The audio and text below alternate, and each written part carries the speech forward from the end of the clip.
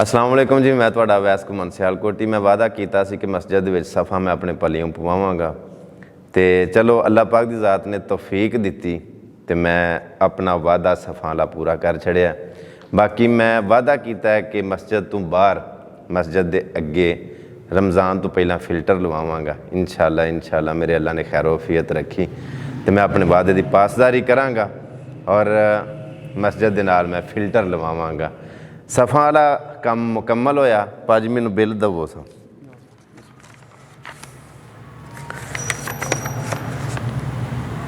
ठीक है, बिस्मिल्लाहिर्रहमानिर्रहीम।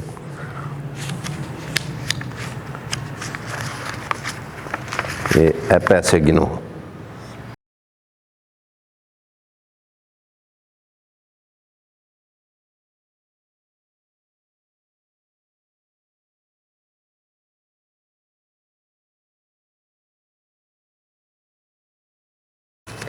ठीक हो गया है जो तुहां उत्ते लिखिया बिल दे अल्हम्दुलिल्लाह। ओके मासा वादी ने पैसे घट दे ने, खुश हो राजी हो। अल्लाह पाक दी ज़ात तुहानू खुश रखे। आमीन आमीन। बस दुआ कर छड़ियो साडे हक दे विच। बाकी सफ़ा वाला काम मैं अल्लाह पाक दी ज़ात दा बड़ा शुक्र अदा करना कि उन्हें मैनू तौफीक दी ते मैं सफ़ा मुकम्मल कीतियां। इंशाअल्लाह मैं दूजा जिहड़ा बाहर फिल्टर वाला काम है वह भी मैं रमज़ान तो पहला कोशिश कराँगा कि बाहर फिल्टर लग जाए ताकि रमज़ान के लोग पानी खड़न, पानी पीन, आमदे जाते प्यासे उतों ठंडा पानी पीन करन।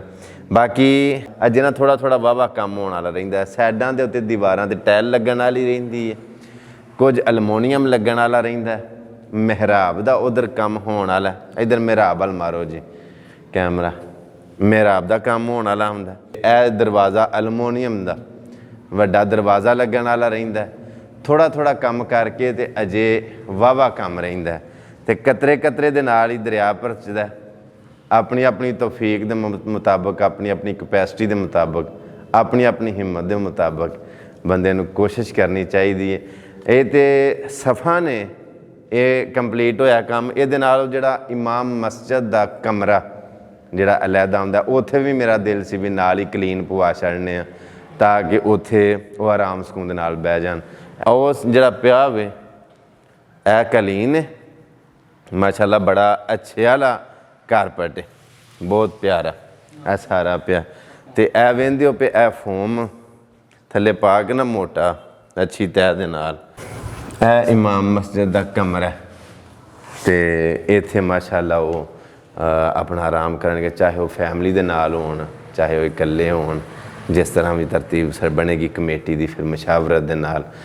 बाकी मैं तुहाडा खादम, मैं तुहाडा नौकर, मैं तुहाडा सारियां दा ताबियादार। अल्लाह की ज़ात नूं हाज़र नाज़र जान के आना काम करीदा इस वास्ते कि वेखण वालियां दे विच अवेयरनेस पैदा होवे, शौक पैदा होवे, जज्बा पैदा होवे, वेखण वाले भी वेख के ते काम करन। ठीक है जी। तो तुसीं भी अपनी अपनी कैपेसिटी के मुताबिक हिस्सा पाओ, जिहदा दिल करे, जिन्नी तौफीक है, जिन्नी हिम्मत है, तुसीं अपनी अपनी बसात के मुताबिक कोशिश करो। जो बंदा कोशिश करता तो फिर कई रास्ते उन्होंने मिलते हैं। अपना बड़ा सारा ख्याल रखियो। अल्लाह सोना तुहानूं सारिआं नूं सलामत रखे। अल्लाह हाफ़िज़।